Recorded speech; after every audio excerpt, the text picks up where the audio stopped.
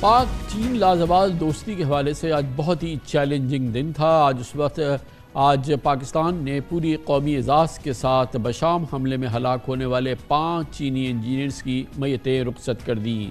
اسی کے تھوڑی دیر بعد وزیر اعظم شہباز شریف نے چینی سفیر کے ساتھ کوہستان جا کر داسو ڈیم پروجیکٹ پہ کام کرنے والے چینی انجینئرز اور ورکرز سے تعزیت کی اور چینی انجینئرز کی ہلاکت پر گہرے دکھ اور افسوس کا اظہار کیا۔ اس سے پہلے آج وفاقی وزیر اوورسیز پاکستانی چودھری صالح حسین نے ایئر فورس کے طیارے کے ذریعے چینی انجینئرز کی میتیں ووہان پہنچائیں اور کل رات نور خان ایئر بیس پر تعزیتی تقریب میں صدر آصف علی زرداری، وزیر اعظم شہباز شریف اور عالمی چیف جنرل عاصم منیر کی جانب سے پھول رکھے گئے۔ چینی انجینئرز کو خراج عقیدت پیش کرنے کے لیے 30 سیکنڈ کی خاموشی بھی اختیار کی گئی۔ یقیناً 65 ارب ڈالرز کے پاک چین اقتصادی راہداری منصوبہ دشمن ممالک کی آنکھوں میں کھٹک رہا ہے۔ ہفتے کو بشام میں چینی انجینئرز پر حملے کے باعث داسو ڈیم، دیامر ڈیم، بھاشا ڈیم اور تربیلا ڈیم کی ایکسٹینشن پر کام وقتی طور پر ختم کر دیا گیا ہے یا تھم گیا ہے، جبکہ اس وقت دہشت گرد حملے کی ٹائمنگ بھی بہت اہم ہے۔ یہ حملہ وزیر اعظم شہباز شریف کے اس مہینے دورہ چین سے چند دنوں پہلے ہوا ہے۔ اس دورے میں سی پیک کی JCC کا بھی بہت اہم اجلاس ہونا تھا، جس میں سی پیک فیز 2 کے تحت 5 نئے کوریڈورز کے قیام پر بات چیت اور ML1 سمیت سی پیک صنعتی زون پر مذاکرات ہونے تھے۔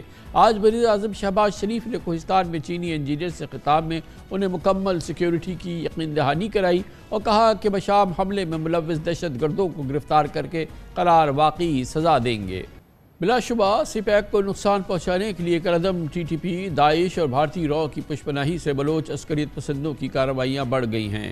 ابتدائی تحقیقات میں بشام حملے کے تانے بانے کالعدم TTP سے جا ملتے ہیں اور CTT پشاور نے خود کش حملہ آور کی موبائل سم کی مدد سے 1 درجن سے زائد ملزمان کو گرفتار بھی کر لیا ہے، جن میں بشام حملے کے 4 سہولت کار بھی شامل ہیں۔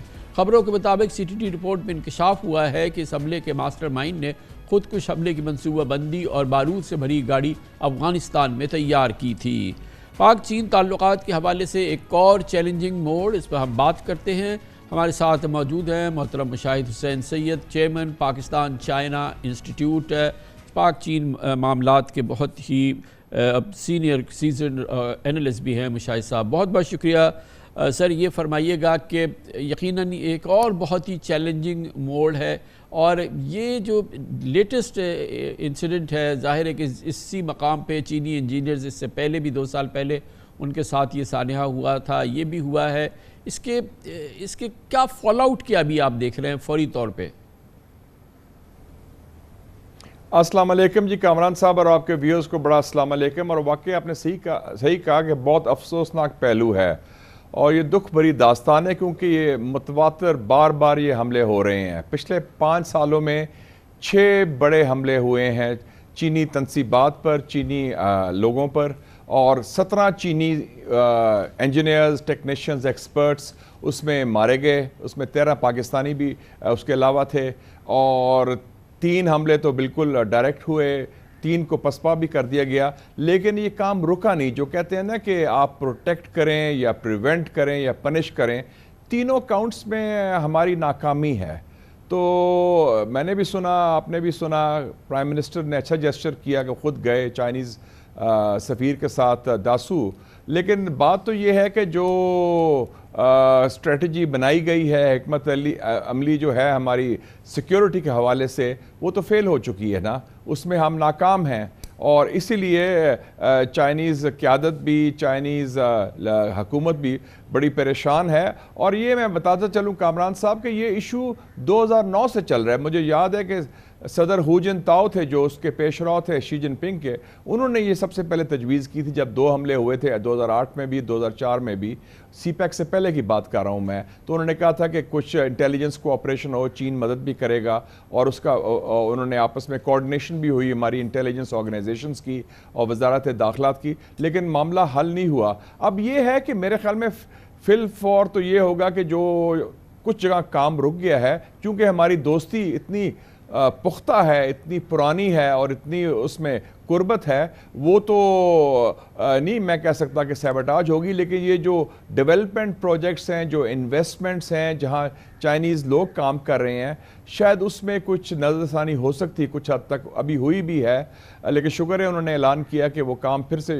شروع کر دیں گے. لیکن یہ ایک قسم کی میرے خیال میں چائنا کے لیے ریڈ لائن ہے، اور چائنا کا جو اعتماد تھا پاکستانی سسٹم پر وہ اس میں بہت بڑا دھچکا لگا ہے. شاہد صاحب ایک اور چیز ہے بڑی امپورٹنٹ کہ چائنا کی بڑی سپیریئر ٹیکنالوجی ہے، بڑی سپیریئر ان کے پاس کیپیبلٹیز ہیں سرویلنس کی، اور ظاہر ہے کہ جو انٹیلیجنس میں بڑی معاون چیزیں ثابت ہو سکتی ہیں، ٹیکنیکل سپورٹ جو ہے وہ بڑی آ سکتی ہے. ان تمام واقعات کے باوجود کوئی ہماری ایکٹیو کوآرڈینیشن یا کوآپریشن، یا کیونکہ جب امریکنز پہ یہاں اٹیک ہوتے تھے تو امریکنز بڑے اپ فرنٹ سامنے آتے تھے، اور وہ ہر انویسٹیگیشن سے لے کے کہ ڈائریکٹ ایکشنز تک کے اندر وہ انوالو ہوتے تھے. تو اس قسم کا کوئی، اس لیول کا کوئی ایکٹیو کوآپریشن پاک چائنا نہیں ہے. دیکھیں یہ بڑا امپورٹنٹ بات کی، یہ اب چائنیز سائیڈ نے ہمیں آفر کیا ہے کہ ہم اپنے بندے بھی بیچ سکتے ہیں، ہم اپنی ٹیکنالوجی بھی آفر کر سکتے ہیں، اور ہم اپنا تعاون بھی آفر کر سکتے ہیں کہ مل جل کے یہ معاملہ کیا جائے. دیکھیں جی یہ جو بشام کا واقعہ ہوا ہے، یہ واقعہ کیسا ہوا کہ وہ ایک بس گئی جو بلٹ پروف نہیں تھی، جس کا پراپر سیکیورٹی اسکارٹ نہیں تھا، اور جو ایس او پیز تھے جو فالو نہیں ہوئے، دے ور سٹنگ ڈکس، بڑے آرام سے ان کو اڑا دیا. اور ابھی آپ نے فرمایا کہ جو ٹرک ہے وہ تیار ہوا اسلحہ کے ساتھ، ایکسپلوسیو کے ساتھ افغانستان میں. تو اگر افغانستان میں تیار ہوا تو اس نے بارڈر کیسے کراس کیا؟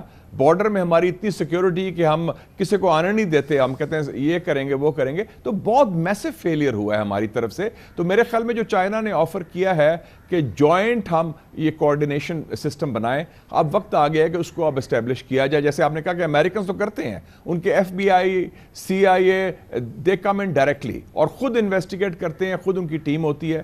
اگر چائنیز پروجیکٹس میں میرے خیال میں جوائنٹ ٹاسک فورس بن جائے، سیکیورٹی کمپنی کو بن جائے، وہ جوائنٹلی اس کو ہینڈل کریں پاکستان اور چائنیز سائڈ اسپیسیفک پروجیکٹس پر، اسپیسیفک جہاں چائنیز لوکیٹڈ ہیں. اور آپ کو پتہ ہے کہ 15-20 ہزار چائنیز ہیں اس وقت، کوئی 120 پروجیکٹس پر کام کر رہے ہیں پاکستان میں، جس میں سی پیک بھی شامل ہے، سی پیک کے علاوہ اور پروجیکٹس بھی شامل ہیں.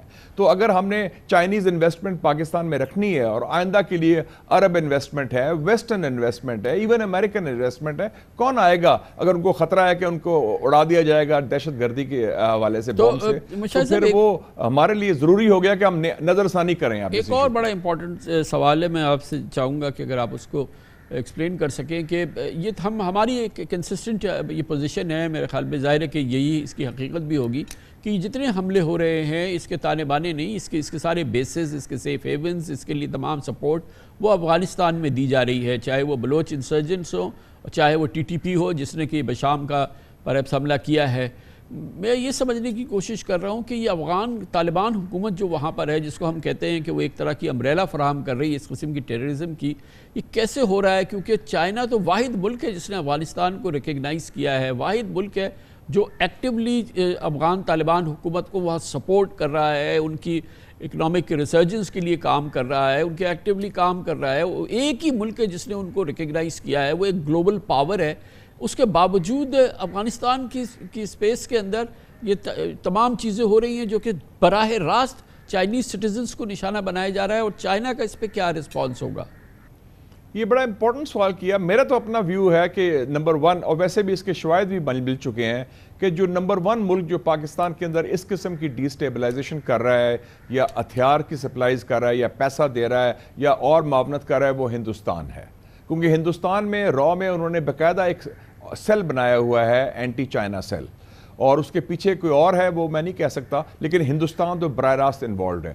دوسرا جو ہے اس ایشو پر ابھی تک کسی ٹی ٹی پی والوں نے کلیم تو نہیں کیا، انہوں نے ان کے خلاف الزام لگایا ہے سی ٹی ڈی نے جو خیبر پختونخوا کی کاؤنٹر ٹیررزم ڈپارٹمنٹ ہے، لیکن جو ٹی ٹی پی ہے بذات خود ابھی تک انہوں نے اس کی نہیں کلیم کیا. ایک اور تنظیم بھی آ گئی اب جسے کہتے ہیں ISK، اسلامک اسٹیٹ آف خوراسان، جو داعش کا حصہ ہے، اور وہ افغان طالبان کے بھی خلاف ہے، اور وہ ٹی ٹی پی کے بھی خلاف ہے، اور وہ چائنا کے بھی خلاف ہے، وار اور پاکستان کے حوالے سے بھی وہ نیگیٹو ہے، تو وہ بھی اسپیکٹ ہے. یہ اس میں میرا بڑی باریکی سے دیکھنا پڑے گا، کیونکہ آپ نے بات تو سی کی کہ لاجک یا منطق نہیں مانتا کہ اگر ایک ملک جو چین ہے، جو افغانستان کی جو موجودہ حکومت ہے افغان طالبان کی، ان کے ساتھ ان کی مدد بھی کر رہا ہے، سفارتی حوالے سے تسلیم بھی کر رہا ہے ڈی فیکٹو، اور ان کو ابھی $500 ملین کی انویسٹمنٹ بھی کی ہے،